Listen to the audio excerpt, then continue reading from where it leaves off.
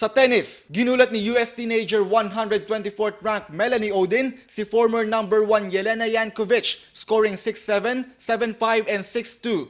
Dito kasama na si Odin sa Williams Sisters sa 4th round ng All England Club. Hahataw na sa araw na ito ang Asian Youth Games sa Singapore. Kasama ang Pilipinas sa 45 bansa na magtatagisan ng lakas. Malaki ang chance ng Team Pilipinas sa sport na bowling, shooting, swimming at athletics.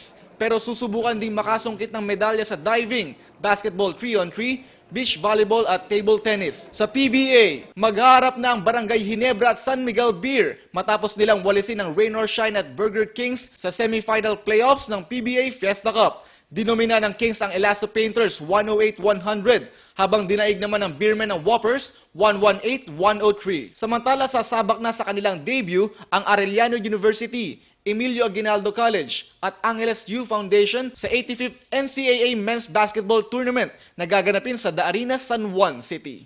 Ramty para sa Sports Update.